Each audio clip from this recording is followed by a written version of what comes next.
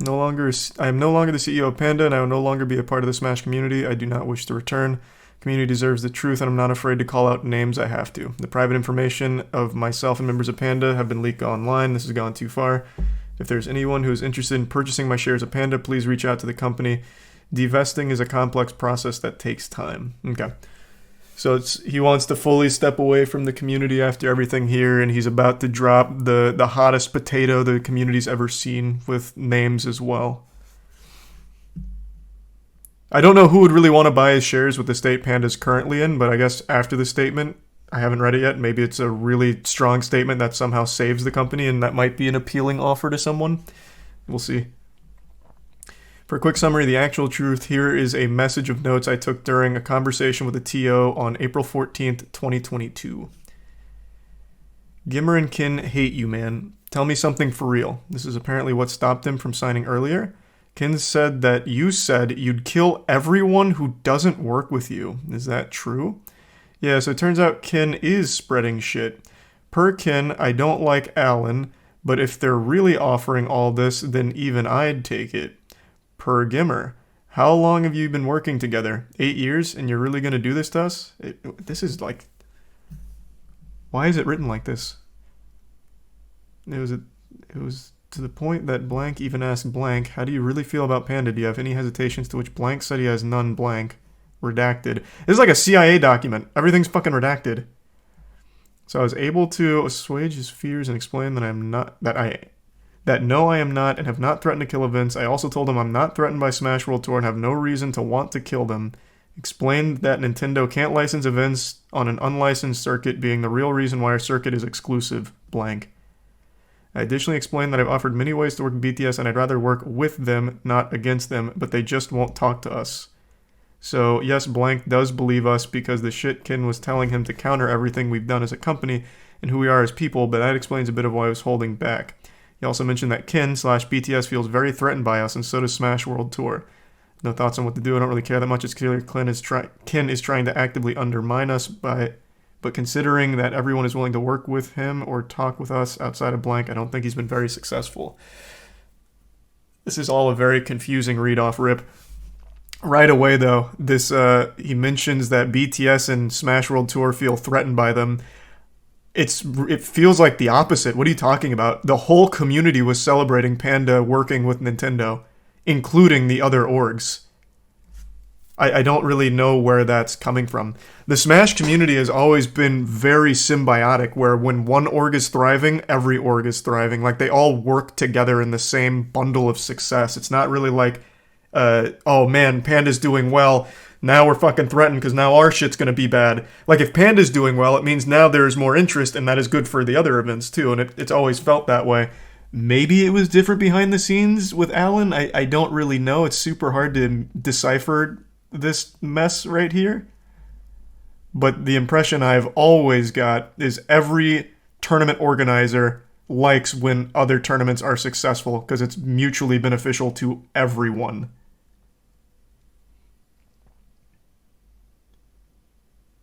Thanks to the tier or the bits Balmung.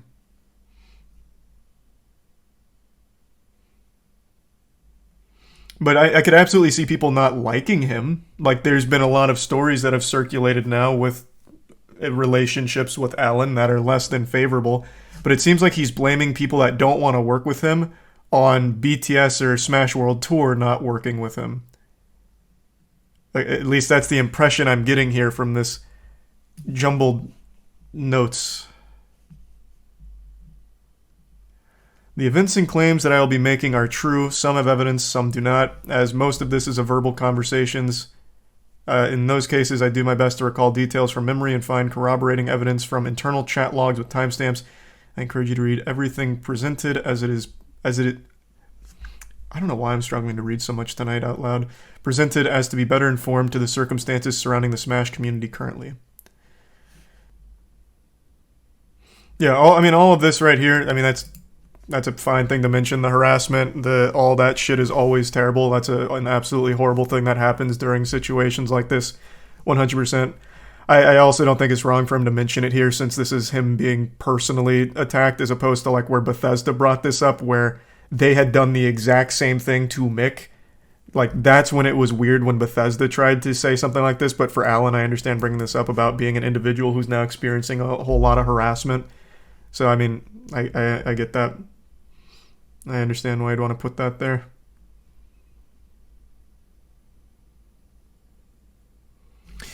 Well, this is already kind of misleading. Wasn't this in the Smash World Tour statement that they had waited so long for any kind of approval from Nintendo, and then, like, with time running down, this, like, they had to make the decision to go through with it? Or am I misremembering the timeline? Was that 2022 where they just still had radio silence on the licensing and then had to make the announcement, and Nintendo was like, yeah, we understand, we took too long? Or is he talking about a different instance? Are they two separate ones? Thanks to the gift sub Ace and the resub Peepo. The Smash World Tour was the perfect gambit for VGBC. Information came to us from an anonymous source all the way back in 2020. VGBC was feeling pushed out of the community from losing so much ground to BTS they wanted something of their own and came up with the Smash World Tour Gambit. He's treating this like he's Lelouch from Code Geass. What do you mean a gambit and losing ground to BTS? It's not a competition. Again, everything I've ever seen from the Smash community orgs is everything's grassroots. Well, it was. So when one thing's succeeding, it helps everything else succeed around them. It's always beneficial. Like, I don't think people are vying for territory or anything like that. I don't know why he's calling it like a gambit.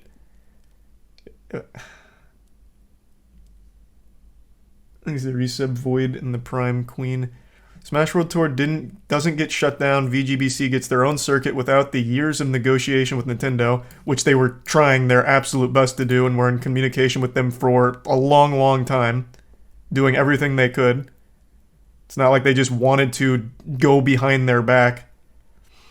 Smash World Tour uses the threat of social media backlash against Nintendo to pressure Nintendo into giving them a license, which they didn't do until they had already been declined a license.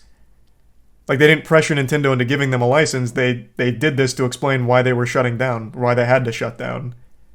It wasn't leverage to try and get Nintendo to give them a license.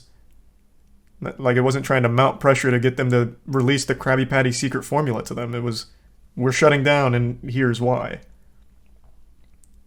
Smash World Tour gets shut down by Nintendo, and now VGBC is the martyr of the community due to Nintendo. Then the community will rally behind their other events to support them. Which they didn't need. The community already supported them. I don't know how he came up with such a weird view of the scene. Now, maybe things are different behind closed doors, I guess, but they had tons of support. Their YouTube channel was doing nothing but growing. Their events had huge viewership. Like, it's not like they needed this. In fact, this is very bad for them. They lost a lot of money on it and a lot of eyes. VGBC also knew that Nintendo has never issued a license to any event with the name Smash in it, nor have they licensed in a circuit before. VGBC knew both of these and launched the Smash World Tour anyway. What is this point? They've never licensed anything until Panda. So it's not like the word Smash was the red flag. They've just never licensed anything anyway. Have they? Have they ever licensed anything besides Panda? So what is the word Smash being here? Why does that matter? Recently been informed the main hotel in San Antonio listed in the Smash World Tour Discord did not have any pre-existing block or any expectation of large groups this weekend. There was no block canceled. It simply never existed. Like, for the event or for the players? That was debunked by 2 people on Twitter already. Well, that was fucking quick. Let me see. Because I already can tell you right now, we at Moist Esports had paid for travel to that area. Like, that was a thing. Where can I find that being debunked? So it'd be quite shocking to realize that was never happening in the first place. Where is the... I don't know about the rest of the statement's legitimacy, but to claim the event was never going to happen because no hotel block is ridiculous. People were given stipends/flights for the event prior to its cancellation, plus the TPC venue was booked that weekend. Bear Dog Events LLC, DBA Smash World Tour, money receipt. Okay. This was quite the Allen gambit of lying here with this statement. The rest could be true. We'll still keep reading, but that was quickly debunked. That was a pretty bold one to make a claim on without being 100% sure, because it's easily provable if it was booked or not. I don't know why he'd try and work that angle if it's not real. Scroll down. In which one? I don't want to get hit with the Council of Cock.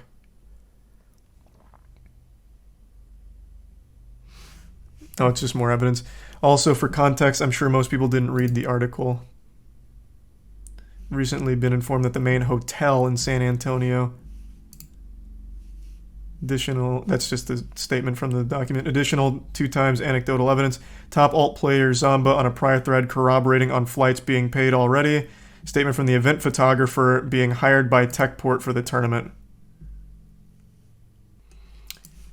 This right here is a fine thing to state. Like, if they were confused by mixed messages, why didn't they email back? But they weren't confused by mixed messages. According to the Smash World Tour tournament organizers, they were told that the time of unlicensed events is behind them, and then the night before Thanksgiving said they got their email that they are not going to be licensed for this event. So connecting those dots, which anyone would do, is basically saying, you know, you can't really do this anymore. Since they were told verbally that that time is gone, and then they didn't get their license, the natural conclusion someone would draw is, we can't do this. And Nintendo is not a company you want to go into a legal battle with. So I can absolutely understand where that would come from. If there was confusion, I'm sure they would have emailed back, but there wasn't, because they were told verbally one thing and then received that the rejection of a license. So I don't even think there was confusion. It was pretty put in stone. Thanks to the resub, Megan, Warlord, and Twitching. Keep reading, to be honest, I believe Alan.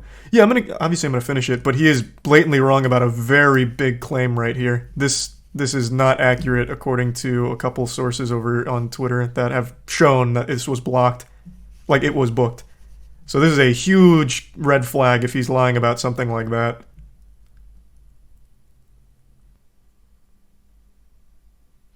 This is what I was worried he'd focus on. Why would I want Smash World Tour to be shut down? Again, that's just not something they pinned on you, though. It's just pointing out your behavior of leveraging your relationship with Nintendo against TOs for either broadcasting rights or trying to get them to join the Panda Cup, and the difficulty that ensued as a result of that. Like, in their statement, they do not pin him as the one responsible for Smash World Tour being shut down. Just that it was a very hard thing to navigate with what he was doing and then working with Nintendo and just trying to get the, like, tournaments, like, properly set up.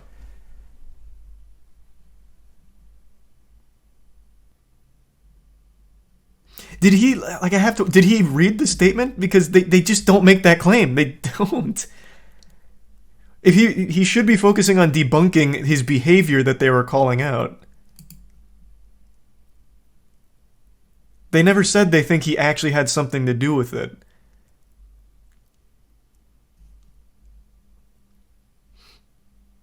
Everyone was claiming that. Everyone was reading between the lines, because after pointing out, like, the threatening to be on the summit and then what happened to them, people connect the dots, which, of course, is the natural line of thinking, like, well, maybe Alan worked with Nintendo to shut Smash World Tour down as a competitor.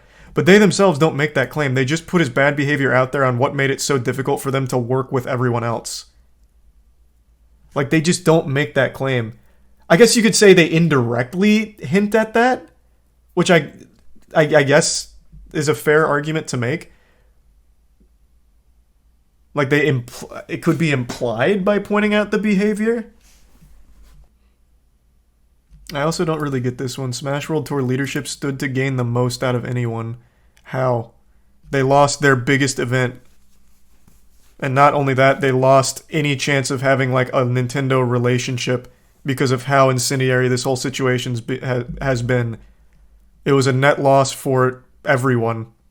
Legitimately everyone. I don't know what he thinks they gain out of this. Like, community goodwill, they already had that. More eyes on their future events, they already had that. Like, people just watch the events regardless. I don't know why he thinks they gained anything. It's just a full net loss. It's just a bad thing all around. Thanks, resub Cupid.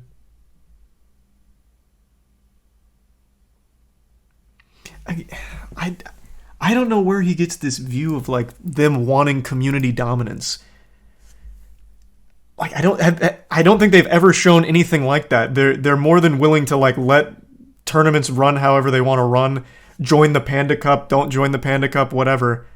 But like with Panda, there was the exclusivity to it where they wanted everything to be exclusive. They wanted all the broadcasting rights. That sounds more like community dominance as opposed to VGBC's events being like, yeah, you guys can do whatever you want. VGBC doesn't even charge you to watch party their events. Business competition, but that's completely irrelevant because there's not like a finite pool of watchers. The Smash community watches every tournament. Like, they watch all of them equally. They're all very similar in terms of viewership. There's no, like, community dominance. VGBC had, like, the best goodwill, but that didn't translate to more viewers. Kin posted receipts. I've had a feeling he would. I have a feeling there's going to be a flood of receipts coming out after this. Here, I'll pull that up, but I want to finish reading this first before going through it. Oh man, yeah, wait, he just dropped a lot. Holy shit. Alright, yeah, we'll go through that in a minute. These are resubs Sapphire and Conway and Wallaby and Moose. Yeah, this was the final act of this play here. There is a lot happening all at once. Sidebar, I've been told that someone named LD is claiming I said things. I don't know who LD is, nor do I care. As far as I'm aware, I've never talked to them, never seen them, and never met them in my life. LD is one of the actual biggest people at Beyond the Summit, like a founder. You know him. You would have had to know him, especially since you've already been talking about Beyond the Summit. You've talked to him. You know him. I don't know why he's making these easily provable false claims, such as the hotel never being booked or whatever. I don't know where that's coming from. Yeah, I'll double check. I'm pretty sure LD is one of the founders of Beyond the Summit. Like, been in the scene forever. Like actually forever. I don't get that at all. Alright, let's see. Here's the Prime Brack in the resub new name, and Prime Athena in the resub Josh. Here's the background on my two whole personal interactions this year with BTS, or more specifically with one of the most unsavory individuals I've ever had the displeasure of interacting with, Kin Chen, aka Hotbid. Kin is also the one that just dropped the fattest load of receipts on Twitter a moment ago. At least it looks like it at a glance. Voice crack at a glance. He's got like 7 tweets that he queued up here after reading this. So we can go through this pretty soon. Oh, it's a lot more than 7. Holy shit. But yeah, he dropped quite a bit. BTS is a pillar of the community and sets new standards for high-quality productions in Smash all the time. Yet you don't know one of the founders, like one of the key people? You've never talked to them in your life? Despite talking about the times that you've been trying to like work with them or communicating with them?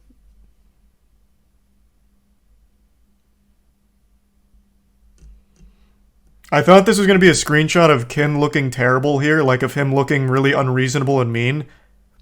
It just looks like really to the point stuff like, no, that's great. Happy to talk to them. I figured he'd look for like a screenshot that makes Kin look terrible in their conversation. But he just showed a very normal conversation here. This is talking about the broadcasting rights. And a possible collaboration. Why would people think a multi-trillion-dollar global company would jump when I snap my fingers? I have no idea. What a loaded sentence. Well, multi-trillion. We've got to snap out of Fantasyland for a moment. They're a huge company that there's no universe or dimension in the multiverse where they're multi-trillion. But no one thought they would. Did he read the statement from them or not? Like, I don't understand. They never said that anyone believed that you would get Nintendo to act. The thing they were calling out is you making the threat of talking to Nintendo about acting. It's leveraging your position negatively against the community that was being called out, not people actually thinking that you will get Nintendo to act on your behalf. Nobody that I've seen, like nobody with a brain, ever thought that. Just that you have, according to multiple people, have made a threat like that to BTS, which is bad. That shows very selfish intent. It's a bad look. Not that people actually thought Nintendo was going to shut down BTS because you asked them to.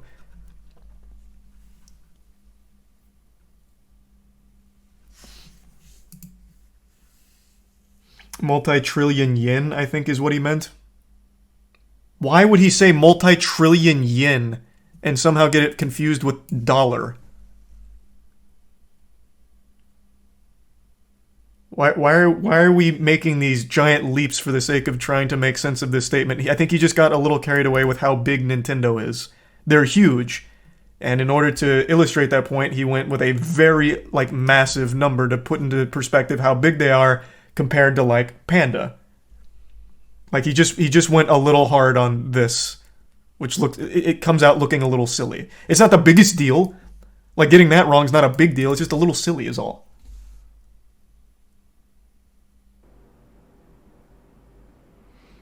So it looks like the Beyond the Summit people weren't replying to Alan, not wanting to talk to him or work to him, so he's showing the screenshots to show that they weren't receptive to his communication and attempt to work together, which is a fair thing to show. They didn't like Alan, Alan didn't like them. Looks like Alan kept trying to reach out to make some partnership happen that BTS wasn't interested in.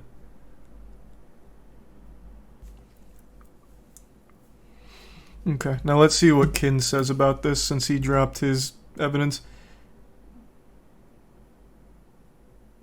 Here's me talking to Alan about how running to Nintendo and banging on doors about the broadcast rights is potentially an existential threat to the entire scene. Oh, this is actually the continuation from one of the screenshots Alan posted, because it's still talking about broadcasting rights in the gray area.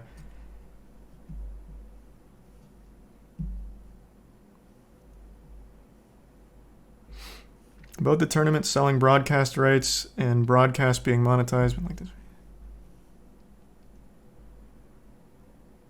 We'll work on outlining a plan for you. Where are we coming in here? I hope they don't. That'd be pretty catastrophic for every single event. I don't know what they're thinking right now, but yeah, Dev could get rough in some situations. I hope not. So this is him acknowledging the Nintendo broadcasting debacle that was briefly talked about in Alan's statement. Jesus, this is so much back and forth, people taking notes and talking to each other here. In that call, Alan threatened BTS multiple times. I reported the threats as the call was happening directly after to LD. My boss at the time, LD was not on the call, but was there as I typed a transcript of it on Slack. Here's a screenshot of me doing so. Dude, Alan's on the call legit threatening me about 2023. What the fuck? To be clear, I did not yell or explode at Alan. Of course, there's no way to prove one way or the other. He may have, he may not have. There's no way of telling. There's no hard proof on either side. In fact, part of the reason I left BTS to join Team Liquid in June was because I never wanted to deal with Alan or Panda again. Confided this to multiple people as I left. Panda themselves issued a statement saying they regret Alan threatening BTS, yet he completely denies it happens here. I don't accept your apology because even here you don't actually apologize. You even say accept Kin and only admit the conversation was perceived wrong. That is a fair point. In Panda's official statement, they acknowledged what Alan did and why it was bad. Well, not why it was bad. They acknowledged Alan did threaten BTS, but it looks like Alan's saying that didn't happen and he doesn't even know who LD is, which is a weird angle to play.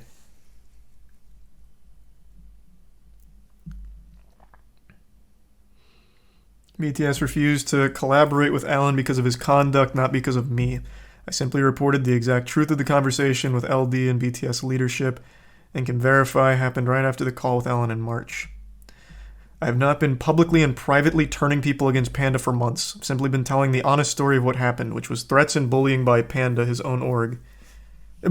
Threats and bullying that Panda, his own org, admitted to happening.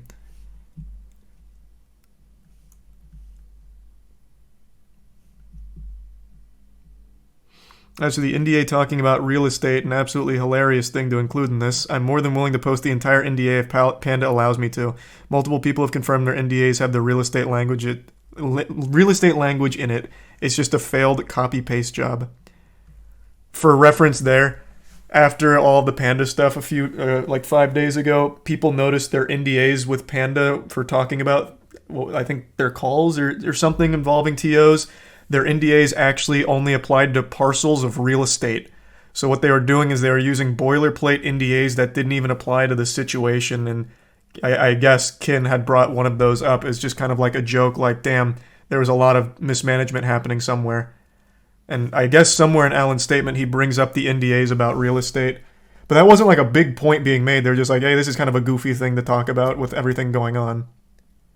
And also letting people know if they want to share their stories, they can, because the NDAs aren't actually binding since they only apply to parcels of real estate. Thanks for the gift sub, Cylindristic. I will say that since there's no like verbal proof either side's going to have here, I don't think any of them secretly recorded the call. Taking notes of what happened on either side is completely unreliable evidence. Because let's say I'm in an argument with someone or I'm talking to someone I really don't like. I could easily just be like, I'll just type some fucking notes right now about shit that's not happening in order to use this later if I ever need to. Because there's no way you can ever fully disprove it since it's just a verbal communication. You can literally type anything. Like, you can't put a lot of stock in, I took these notes during the conversation as they happened. On Kin's side or Alan's side, neither one of them really has a whole lot of stock in it. Like, because again, you can just type anything if you just don't like the guy. Like, it's not real evidence.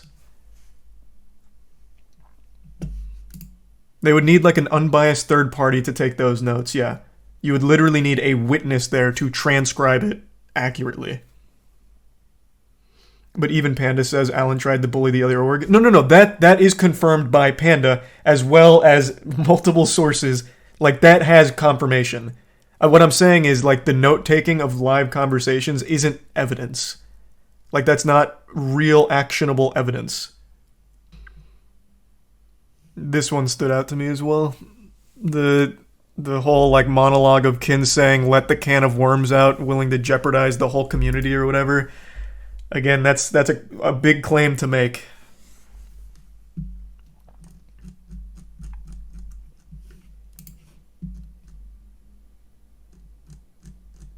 Okay, so that's Kin's side of their conversations. Oh, and here's this.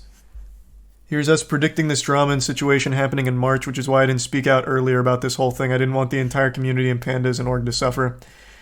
It sounds like he is so desperate that he's trying to get Nintendo to bully TOs into working with Panda. Yeah, I don't think that can even happen, though. And yeah, response is definitely a massive PR response, which gets the entire community to say fuck Panda and fuck Nintendo. Because Nintendo does actually care about public backlash, and this would be basically Evo... And this would be basically Evo 2.0. The biggest public backlash in history would be shutting down every major TO's ability to sell sponsors and broadcast rights. Yeah, it's the death of the competitive stream smash. This is them talking about, like, this could happen with the way Alan was behaving, I suppose.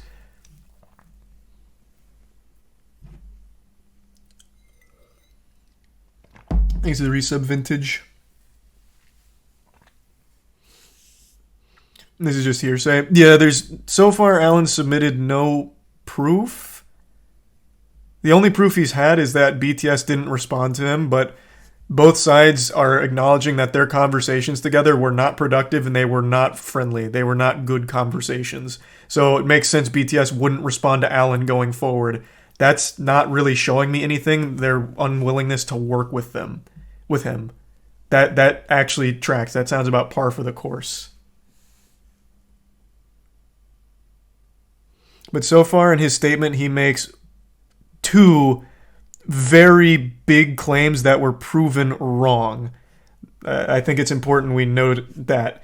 Of everything here that's like hearsay and shit, like some of it, all of it even could be true with their conversations. There's really no telling there. But he has made two factually inaccurate statements that are big ones. The first being Smash World Tour had never even booked the hotel.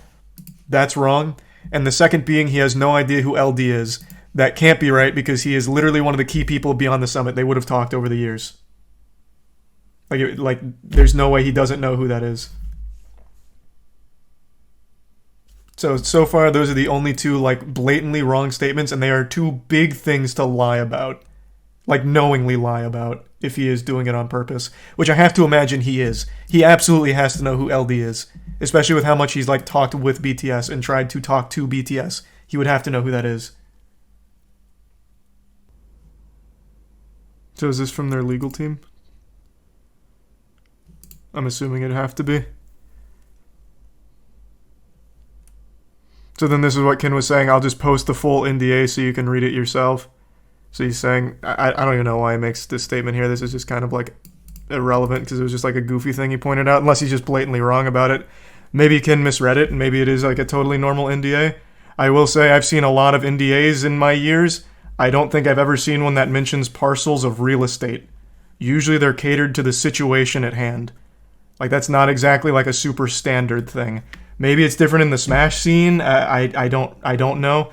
But from the many NDAs I've experienced, I've never once seen parcels of real estate being one of the focal points. Okay, so he's saying that this was a misunderstanding about strong-arming and threats, I guess, by extension.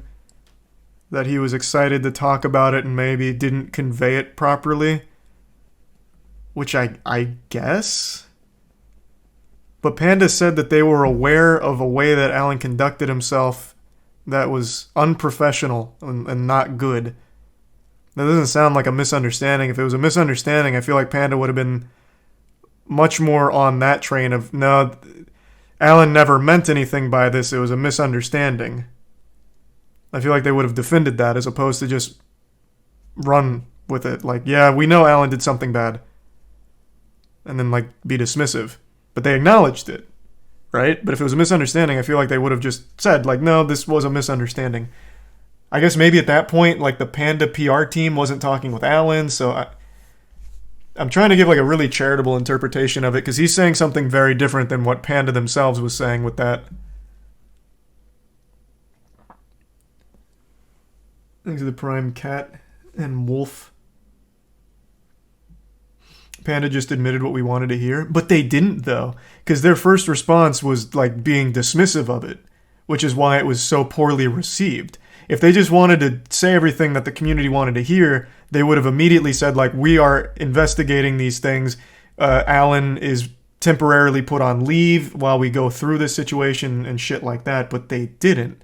They acknowledged it and then just kind of were very dismissive.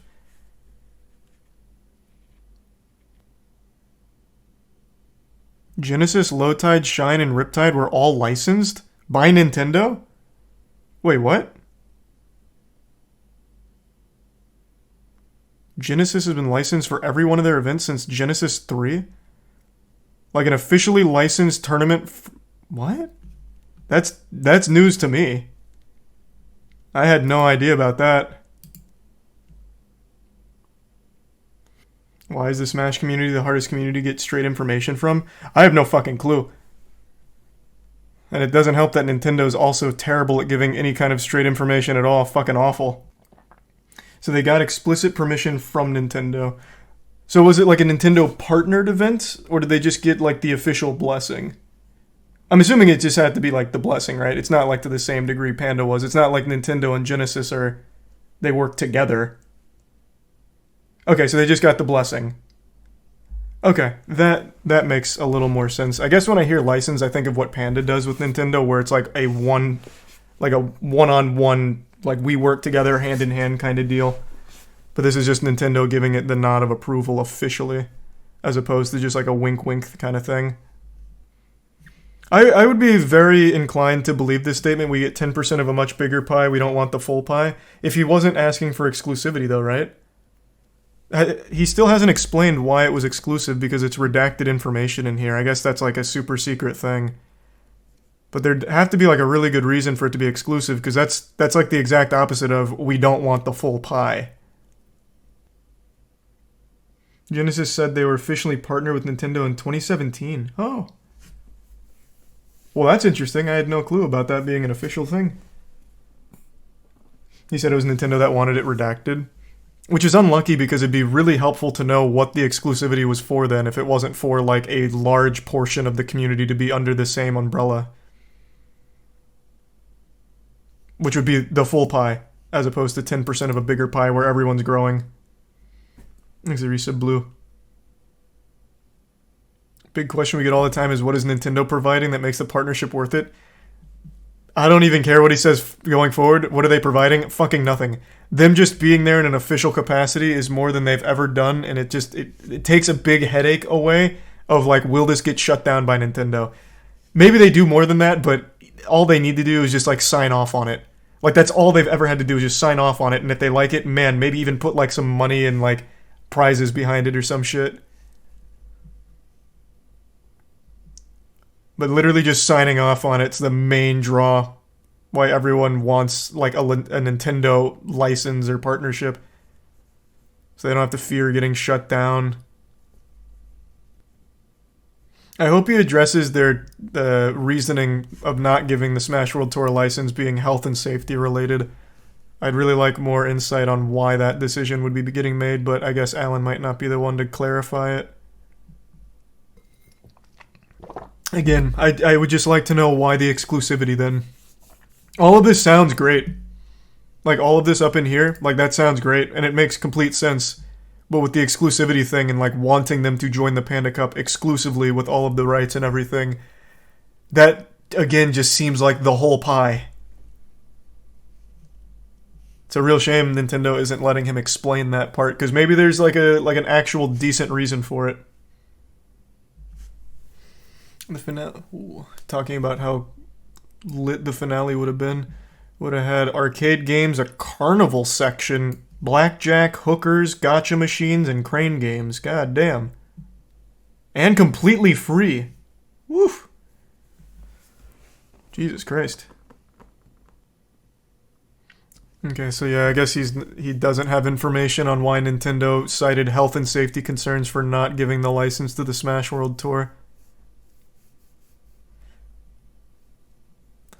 Like, it's just hard to put a lot of stake in this. Like, it all does sound amazing, but the facts still remain. In writing, Smash World Tour received notice that Nintendo would not license them, and this was through their conversations, the time of unlicensed events is now gone. So, like, even though all of this sounds great, this whole thing about, like, we're doing this because we want everyone to be able to do Smash events, even if it's not with us, the freedom of Smash events, like, it clearly, like, there's a disconnect there between him and what Nintendo's actually doing, which I guess isn't really his fault. Like, he's not the one making Nintendo do that shit. True. Esports is an industry that's just always losing money, and they take from venture capital. That is legitimately like every single esports org out there.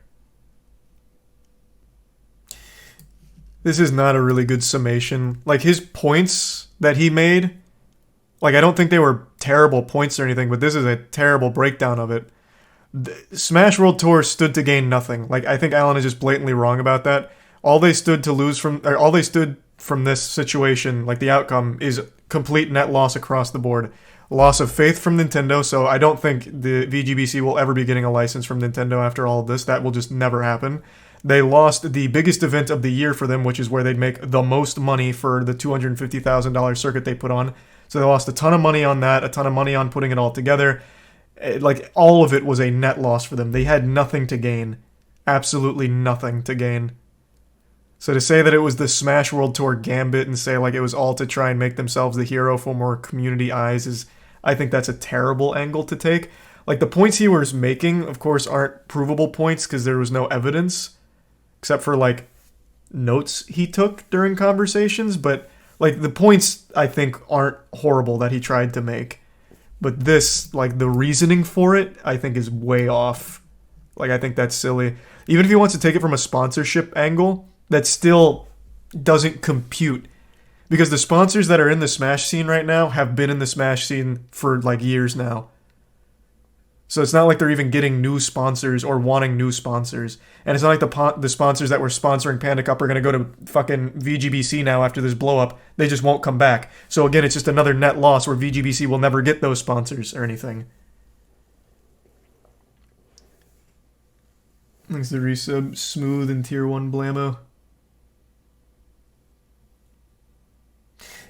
I don't know how you get that takeaway though. Abungi. VGBC looks very bad if this is all true because it looks like they were leveraging their place in the public eye to pressure Nintendo. But that would make sense if they did this before getting canceled. Like if they did this months ago, like while they were still fighting for that license, then I would completely agree with the motivation. Like, okay, they're trying to strong-arm Nintendo to force them with public pressure to give them a license. But they had already been declined not only for this year, but for next year, which they didn't even apply for, and they still got declined. So they had only released all of this after they got declined. So there was nothing they could gain from it. There was no public pressure that would get the license back. They had already got the no for an entire 2 years. So they just had nothing to gain from this whole situation. Like you can't, they couldn't pressure them to do it when the decision was already made. But I would agree, if this had happened earlier, that would be a completely rational reasoning. Their sponsors were contingent on Nintendo sponsoring them. Has that been proven? That would be a big thing. Oh, if I had to guess. Oh. Yeah, that would make sense, I guess. Like, after they got declined, then they would have lost their sponsors, lost their money, so thus they needed to make this big song and dance out of it. If that could be proven, that would make sense. Then that whole situation would then unfold and look really bad for VGBC. But that's just speculation. All of it is. Easy tier 1-6. But for the entire...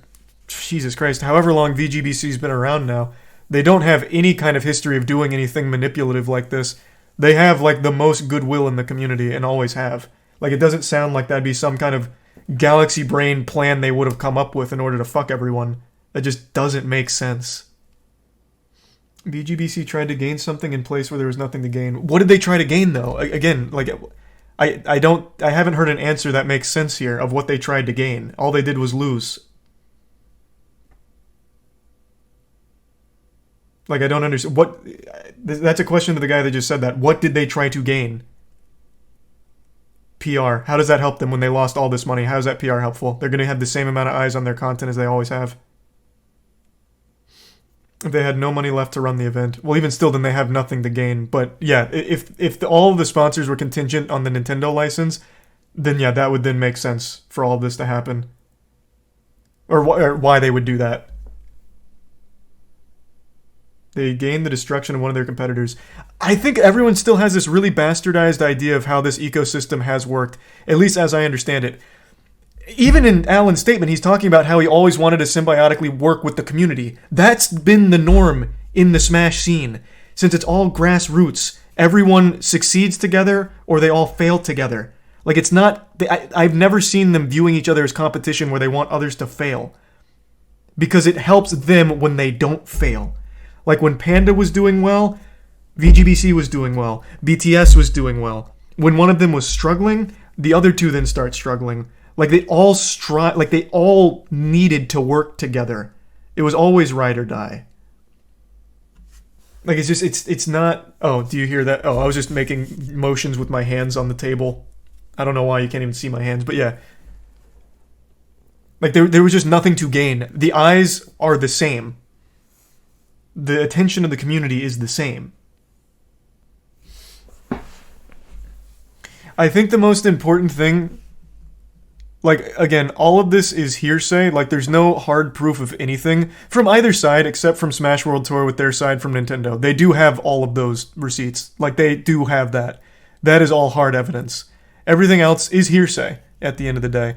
But the two big things here is in Smash World Tour's statement as well as what LD posted, there's nothing that's been factually proven incorrect. In Alan's statement, there are two factually just blatantly wrong things that he says that are provably incorrect. And one of them's huge, because it's what he put as like the linchpin of his statement of Smash World Tour maybe being a gambit. It's where he said... Where was it? Oh, here it is. I've been recently informed the main hotel in San Antonio listed in the Smash World Tour Discord did not have any pre-existing block or any expectation of large groups this weekend. There was no block canceled. It simply never existed. That is provably incorrect. Provably wrong. That is just incorrect. That is a false statement. Top to bottom. Travel stipends for players does not equal hotel block. I think this is pretty solid. Like, everything was booked up, as I understand it. From the thread here, from the people confirming on their side, that all of it was a go. But I guess, yeah, maybe the number one way to do it would be just go straight to the hotel. What do you mean, Bungie? It's not like they just didn't bother to get Nintendo's sign-off. They were actively trying for the better part of, what was it, like 2 years? And being strung along by Nintendo. Like, Nintendo had plenty of chances to just say, like, we're not interested right now in order to stop the Smash World Tour, but they didn't. They kept stringing it along. Until the very, very last minute. Like, it's not like they just wanted to do it unlicensed. They tried from the inception of it. Read Ken. We already went through all of Ken's logs, but again, taking notes of a verbal conversation is not evidence. That's not substantiated stuff. Like, you can say anything there and claim that you were taking notes during a conversation. It's what Alan's done here with his notes. Ken also took notes about it. Either side could be completely lying about what I actually said there as a way of having, like, a little bit of a weapon down the line should they ever need it. It was a transcript, no? A transcript he wrote. I could have like, right now I could say the conversation you and I are having is you confessing to a crime. And like, wow. User in chat said, oh my god, he buried the body underneath the pavement. Like, it's useless. Just because you say you're typing what happened, it's worthless unless it's like an unbiased third party that is transcribing it. It's about the dates. The dates don't matter. The dates are completely irrelevant to a typed up transcript that you are doing during the conversation. It would need to be an unbiased third party, because right now my date would check out. My date would absolutely check out. For example, the Flashing Rod 99. Well, I was just hanging out in chat and we were talking with Flashing Rod and he just started making these weird statements. Oh my god, he just made another weird statement 30 seconds later where, holy shit, he changed his grades in the school's computer system. I don't know what all of this means. Like, it's worthless. Like, the date would check out. I was looking at the Flashing Rod, but the information is useless. Like, I just don't put stock into this, like, I took notes during our conversation and this is the truth, because you can't prove it. Which is why it's just hearsay. One, it just proves they were talking about it back then. Oh, you're talking about Kin's tweet. Yeah, at the very least, his proves they were talking about Alan and his behavior all the way back in March. That is fair. I thought you were talking about the transcripts. That is a fair thing to say. Alan and Ken and LD were talking about Alan all the way back in March about what he was doing and how they didn't appreciate his behavior. That's fair. This is not claiming to be like a transcript of something that happened. This is just a conversation the two of them had in March. That's fair. And both sides have receipts that they were talking about it back then. Yeah, but on Alan's side, it's just him talking about, like, what isn't, like, who isn't signed, who is signed. And, like, we did everything we could. We gave them as many carrots, but it wasn't enough. If they don't want to join, they don't want to join. Like, his is just very matter of fact. Like, yes, we didn't get them, and here's how we responded back then. Like, internally. The first statement. What first statement? You talking about the very first thing up here? Because this is just his notes.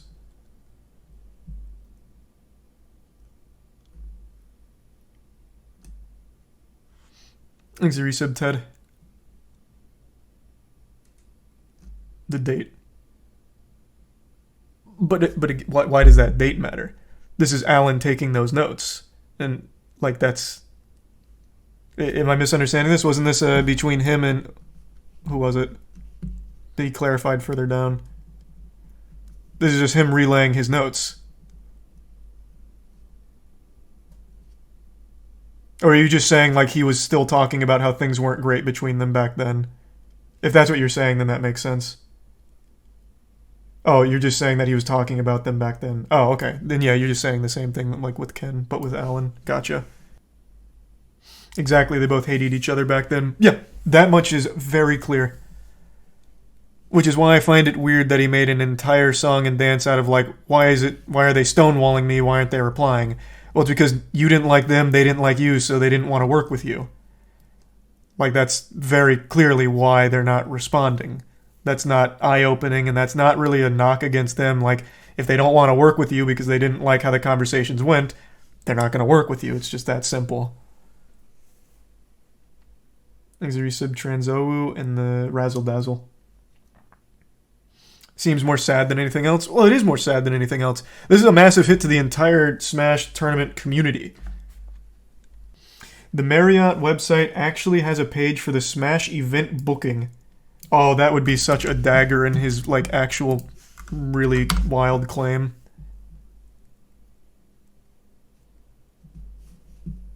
Hold on. Let me bring it up here and look a little deeper. At the very top. Oh, well, yeah, actually, it is literally called Smash World Tour Super Smash Con Fans and Family, yeah. How long did it take you to find this? Yeah, because this was absolutely booked. It is literally named after it. Yeah. So, again, that is just a blatantly wrong statement. It was the Genesis reply to Alan. Oh, Genesis replied to them about it. Like the actual Genesis? Oof. The Techport Center, aka the venue website, had an event page for Smash World Tour as recently as November 27th. It's been removed sometime since. And then here's the cache. Yeah, so this is yikes.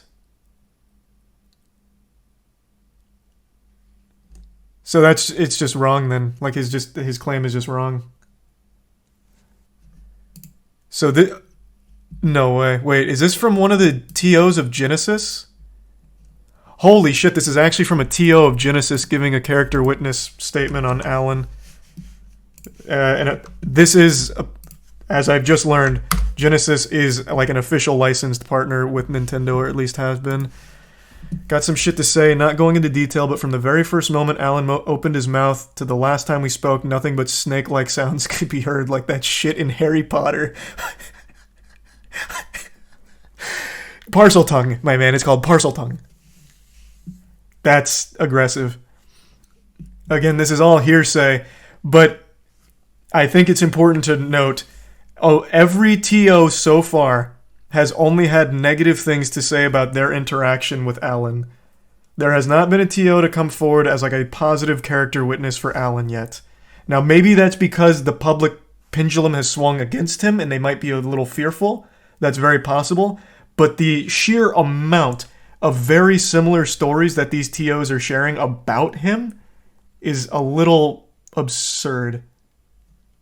Like the volume. Like, it seems like that'd be a hard thing for all of them to come together on as like a fuck this guy kind of thing. One thing for sure that was constantly reiterated in our calls was that Smash World Tour would be canceled, that Smash World Tour would be blacklisted, and that Gimmer was blacklisted, and it was only a matter of time before they were shut down because, trust me, I know. Trust me was a term he used a lot.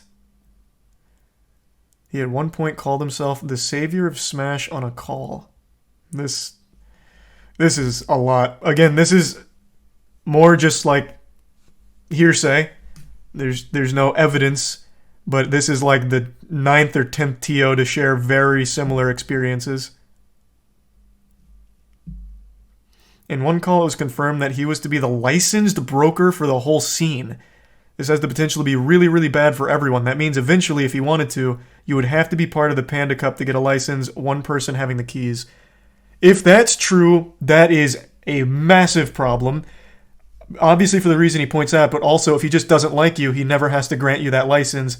And thus, if the time of unlicensed events is truly behind us, like Nintendo said in their call with Smash World Tour, if all of that's true, then that means you would not be able to run events without Alan's blessing as the license broker.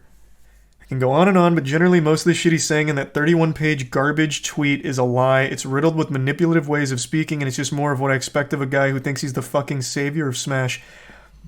This is, I guess, an important perspective because he is the TO of a very big event that is also licensed by Nintendo and was not even mentioned in Alan's tweet or in Alan's statement. Thus, he was not put on the defensive. He didn't need to say anything. He wasn't forced to say anything. He's doing this because he felt so strongly about it with his own interaction. He had absolutely no stake in this other than just wanting to come out here and give his take on how he feels about it based on how he's talked with Alan. So this, I think, is a pretty big one. He's not the only TO for Genesis. It doesn't matter if he's the only TO for Genesis, though. He is a TO that has personal experience with Alan, apparently. And being a TO of Genesis is a big deal because he was not named in this at all. Like, that's still an important perspective. I don't know why you're writing it off. Bobak is an OG. I believe him with my life. Yeah, a lot of people in chat were saying Bobak has a lot of goodwill in the community and has been a really, like, powerful TO for a long time in terms of, like, the good he's done for the scene, so... This is a statement that does have quite a bit of weight to it. Here's the other main TO for Genesis statement. Damn, everyone's coming forward with statements now. I mean, this was a bombshell from Alan. Even though there was no evidence, it was still a very huge thing for the community. Here, let's pull this one up. So this is another Genesis TO, again, not named in Alan's document whatsoever. They had no horse in this. I want to see what he says. So Crimson Blur is standing up for Ken as a character witness for how they've worked together. To add on to this, I'd like to cite a situation that happened between Genesis and BTS that Ken could have completely thrashed this over privately and publicly, but didn't really even get mad or remotely raise his voice. So this is them defending Ken in what was a very aggressive stance from Alan against Ken. So this isn't him so much talking about Alan here, it's more just defending Ken. Which pokes holes in Alan's interpretation of Ken, posting him as some kind of like boogeyman in the scene. Why is there always so much drama in the Smash community? Isn't it crazy? It's so fucking sad too. Because it's all so easily avoidable. It all could have just been so simple. Does anyone have evidence of the communication with Nintendo itself, or is it just between the tournament organizers? Actually, what has Nintendo done during this whole thing? Yeah. So Smash World Tour does have the emails that transpired between them. Of course, they don't have the verbal communications. That, again, is going to fall into hearsay. But they're the only ones that actually have legitimate evidence of what Nintendo has done and what they have said. Everything else is just hearsay. And in Alan's statement, he makes a blatantly false claim that was provably wrong and proven wrong very quickly about it being like a gambit that may have never even wanted to happen, the hotel not even being booked. That is wrong. You cannot make a big lie like this in a statement where you're supposed to be very much a believable narrator, a trustworthy narrator. This lie is a huge red flag for the actual authenticity of the rest. It's such a fucking shame, man. Ugh. At the end of the day, I still think the biggest villain is Nintendo themselves. Had they just been more receptive to working with the community a decade ago, we would have never been in this position to begin with. It would have never happened. There would be no power trips. There would be no hearsay, no he said, she said shit, no potential misinterpretations, no bad blood. Everyone would be on the same goddamn page. It would have been so fucking simple. Yeah, I'm on Slime's Twitter. I don't see anything that's even about this. Oh, I don't know how I didn't see that. It was right under the pinned tweet. Here, I'll just pull it up on screen.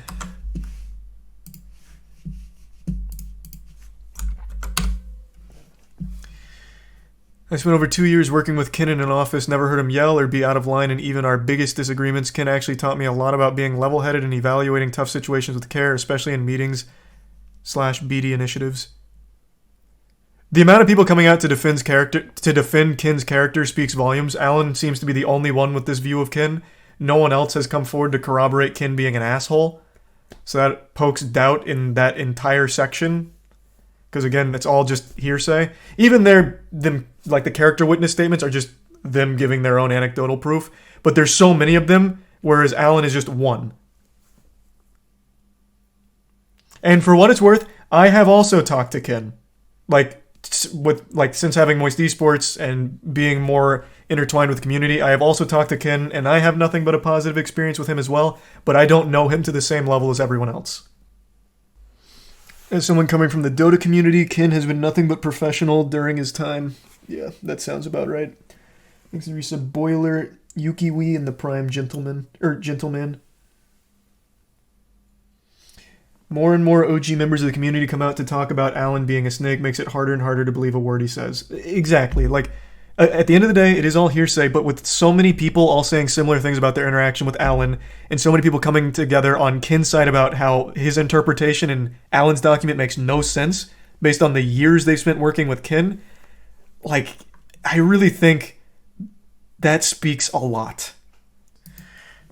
Again, it's just hearsay with verbal conversations, but that is yet another one against Alan, and this is to corroborate Bobak's claim about him not caring about Melee. This is him corroborating what Bobak was saying with his interaction. These are totally unrelated people, by the way. Kadoran has nothing to do with Bobak. Bobak is a TO for Genesis. Yeah, I mean, this is a lot. It's a lot. Thanks to the resub Falma.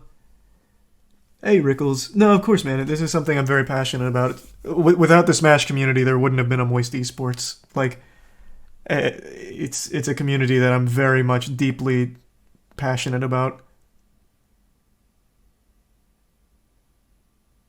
Don't even know what Genesis is besides Alan angered them. Well, Alan didn't anger them, though. Alan didn't even mention Genesis. And Genesis is huge. You don't know Genesis? Even outside of Smash, Genesis is just fucking massive. For fighting games. I guess if you're not in the FGC, you won't care. But with their interaction, they just felt so strongly that they wanted to come forward to talk about it. They didn't have to say anything. Alan didn't mention them, didn't throw any kind of shade or shit, take a stinky little dump on him or anything. They just felt so strongly about him being untruthful in his statement that they wanted to publicize it. He did? Where? When did he mention Genesis? Other than when they didn't sign. Oh, this is when he was talking about their positive interactions. Yeah. And then they mentioned him for a licensed event without being part of Panda Cup. See? Oh, that was your point. He made them hate them so much that they came out against him, even with Alan being nice in his statement to them. That is a good point, I suppose, yeah. Alan used them as an example of a positive interaction, yet Genesis did not have a positive interaction with him. That's not how they viewed it. That is a fair point. The question now is, does Nintendo go full scorched earth on unlicensed events? I fucking hope not. In the most ideal of circumstances, this whole situation is a big scar on the Smash community, but it heals with Nintendo taking the first step saying, this is a mess. Boys, we done made a big ol' shit stain on these britches. But it has shown us the passion of the community and we want to work closely with other organizers. I don't see that happening. I certainly don't see it happening. But that would be the absolute optimal outcome. Okay, so this is from someone that was in that call, that now infamous call in Alan's statement. The way I see it, Alan called us and tried to insinuate that he was slam dunk going to get all the TOs on Panda Cup and that Nintendo was requiring streams to be on Panda Cup channels because that way they could have greater degree of control over the content therein. We pushed back, had existing broadcasting agreements with them, and any agreement short of them buying us out of the agreements would be directly damaging to us. 3 days later, Alan says Nintendo wants to talk to us about the legality of tournament broadcasts on our channel. So this was the other person in there? Oh. Real evidence. Actual real evidence for the first fucking time tonight. This is proof that this guy is who he claims to be and was in this call at the very least. Of course, what was said on the call could very much be a lie, but I noticed my webcam's blocking it there. But that's good. That's a good start. We have an actual receipt here to prove that this guy was on this call and he is corroborating what now 2 people are saying. Right now, Alan is the only one amongst an entire community of TOs that are all coming out at the same time, even TOs that weren't mentioned in Alan's documents, coming out to go against him. Even when they didn't have to, even when they had no horse in the race, they just all had a negative experience. This guy was on the call and is claiming that the threat of like getting Nintendo involved was a real thing that happened. That is now two people making the exact same claim from the same call. Like that feels pretty substantial. When it's hearsay on both sides, like that seems important. This, by the way, is something Nintendo walked back immediately. When Alan talks about concessions he made to the Panda Cup tournaments on this shit, it comes after Nintendo had calls with all your favorite tournaments and realized he was scaring the ever-loving fuck out of them. That is an interesting statement because that ties into something Smash World Tours briefly mentioned in their statement that Nintendo was having an internal investigation against Alan's behavior.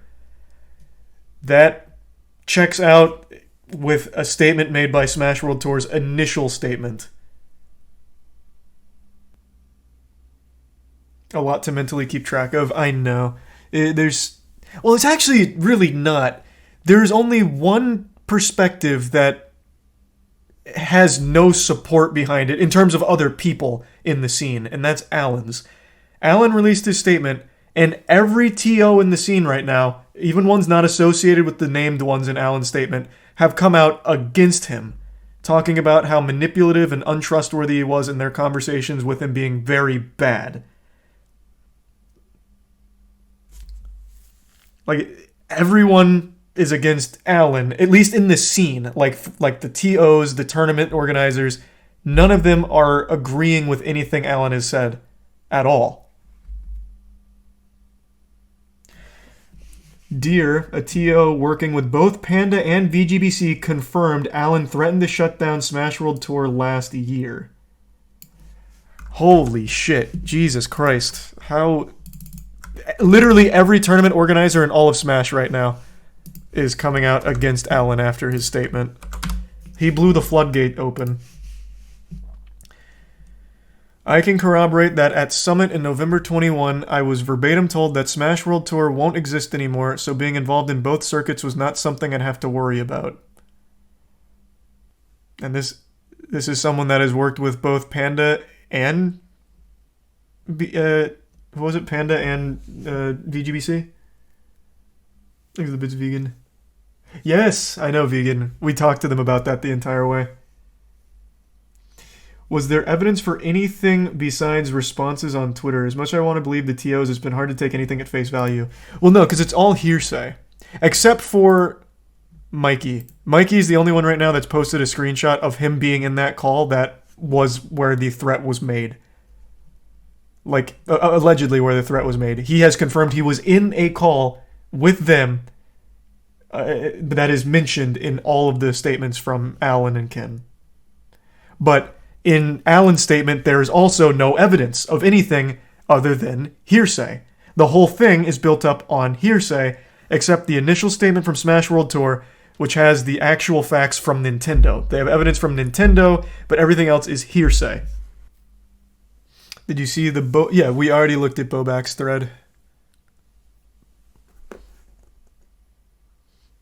Thanks for the 5 gift subs, Leos. Appreciate it, man. Just buy Panda shares and join both teams together. Yeah, I'll ask Lud if he wants to go 50-50 on buying Alan's shares, and then we'll be able to hopefully do something good with the Nintendo relationship. You're loving this, aren't you? Actually, not at all. I think this is the worst thing that could have happened to the Smash scene. I couldn't imagine a more disastrous... Well, actually, I could. Another one of those, like, pedophile gates. But, like, aside from that, I couldn't imagine a second worse thing quite like this. Thanks to the bits, janitor. So this is also from Deer again. Someone that has worked with both Panda and VGBC. In the same meeting, he mentioned one day hoping to buy/own Battle of BC and the events on the Cup. That's what triggered me to be wary of him from the jump. I think Bobak has captured things well. Bobak being the Genesis TO. When does God Slap 2 start selling? Hey, fuck yeah, I'm glad to hear that you're so hyped. 12 hours from now it goes up.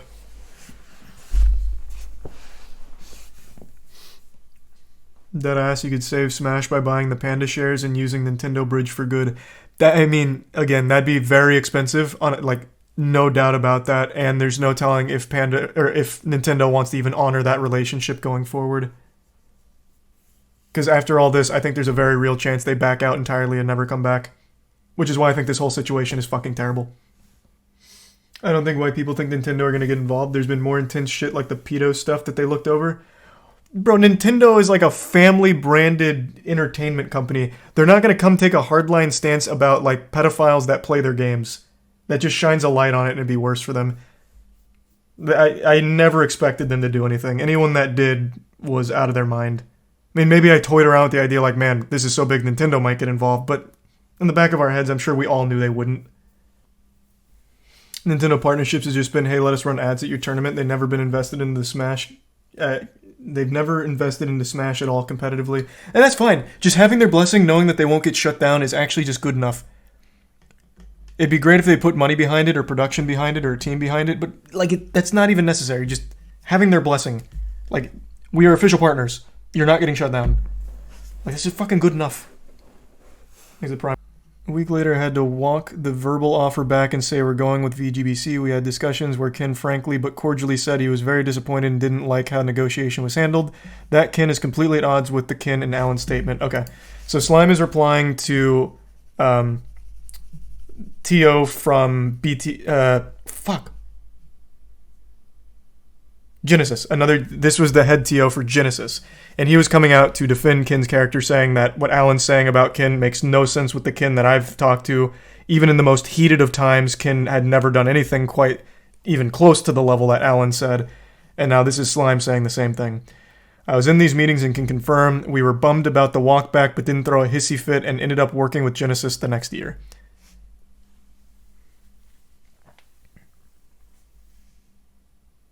Do you think Alan wasn't expecting people to tear this essay apart? I don't know what he was expecting. I really don't. It's again, if he put any level of real thought into it, he would not have published this. I think you can pick apart this however you want. At the end of the day, there's no evidence, like even from everyone coming forward to defend the character of other people, there isn't evidence to corroborate that other than their own experience. Which there is an overwhelming amount of support for Ken, whom Alan calls out directly as being a piece of shit or the boogeyman doing all these horrible things. Everyone has come out to defend Ken. No one said anything quite like Alan or even close about Ken. And there's also been an overwhelming flood of people to come out to shit on Alan. People that weren't even named in this statement. People that Alan actually named as a positive experience have come out and said, actually, Alan was a terrible experience for us. We don't like him. He's a snake. But again, it's all hearsay. But there is one factually wrong statement that he makes that is a blatantly incorrect lie. And I just don't think that should be overlooked. You can feel however you want to feel about his claims and whatever about VGBC and BTS. That's all totally fine. Because it's going to be up to you as an individual on how you feel about it. But he makes one just blatantly wrong lie about it not being booked. It never having existed. About how he believed that the Smash World Tour was a gambit that they may not have even planned on actually doing. He then says that they didn't have a block. That is wrong. You can go on the Marriott's website right now, which we already did, and they have an entire block called Smash World Tour Fans and Friends. It's just a lie.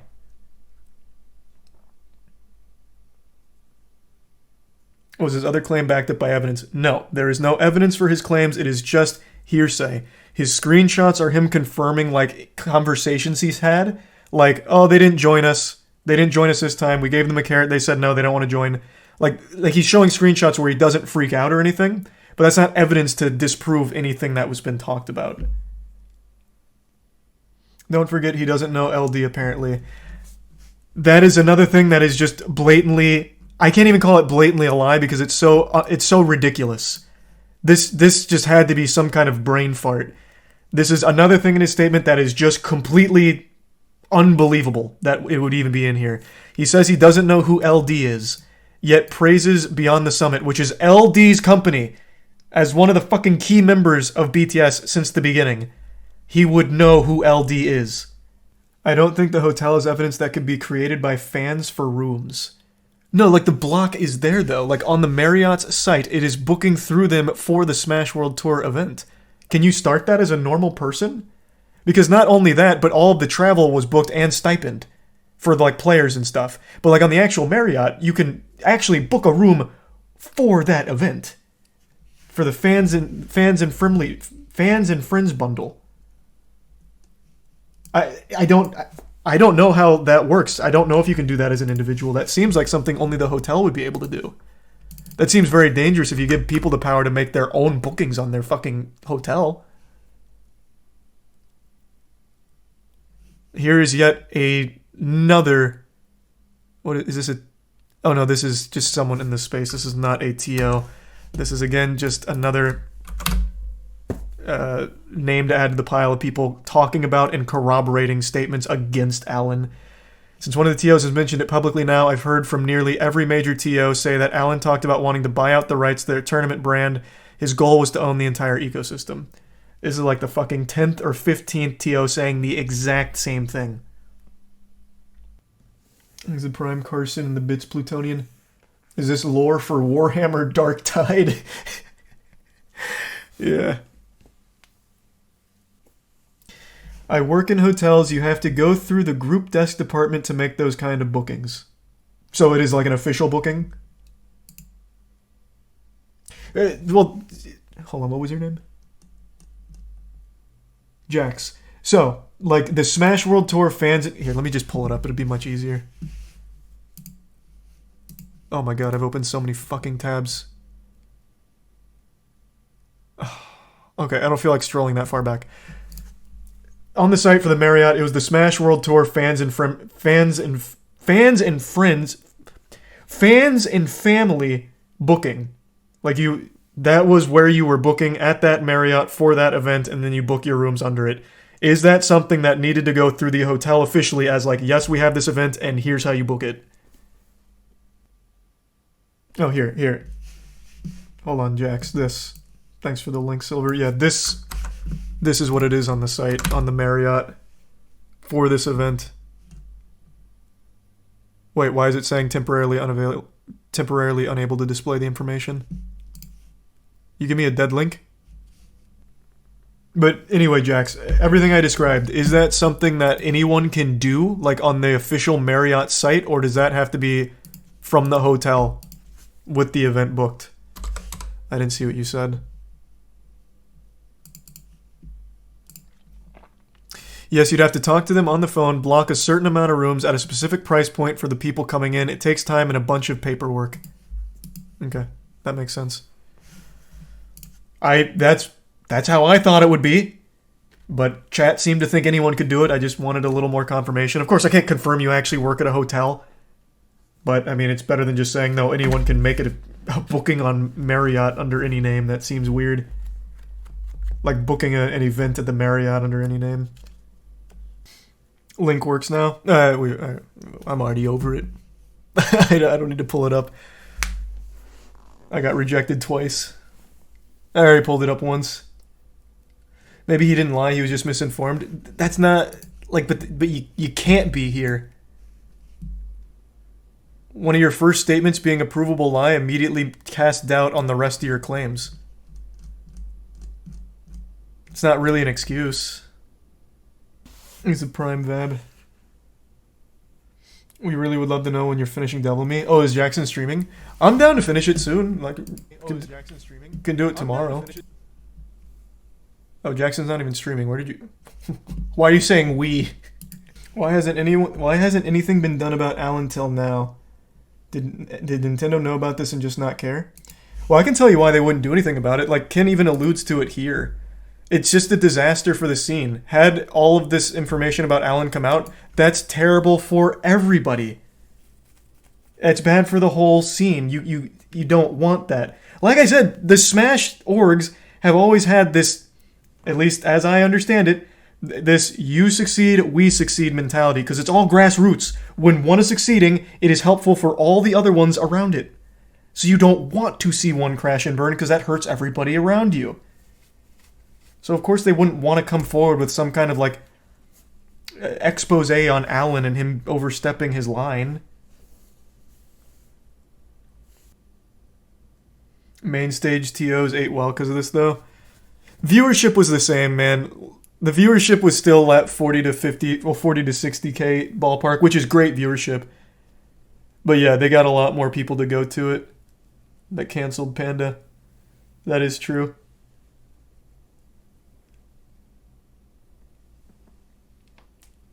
Smash viewership has been very consistent recently, and it's only been going up steadily.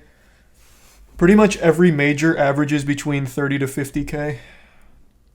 In all of the ones I've watched over the last year. Shit. The most recent summit, I think it was, went up to like 80.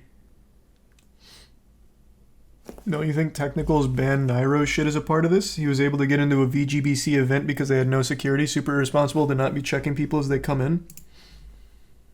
He would have been able to do that at any esports event ever. All he did was just go in a disguise. What are they going to do? Pull the hat off him and check? Like, I certainly don't think that was at any point a reason for health and safety concerns from Nintendo. I've been to quite a few esports events, and it's usually they check your bag, they check your ID. Do you have a ticket? All good on all this? Go right in. Like, it's not like he was on the FBI's most wanted list or anything. He's just, at the end of the day, he is just a guy they didn't really want there, but went anyway. Like, it's not like the security's going to have, like, a fucking wanted poster behind him with, like, a bounty. And they just somehow made a huge mistake by letting him in. That absolutely had nothing to do with the health and safety concerns. This is a tweet from a Panda employee. Is this a new one? Because we had one from earlier.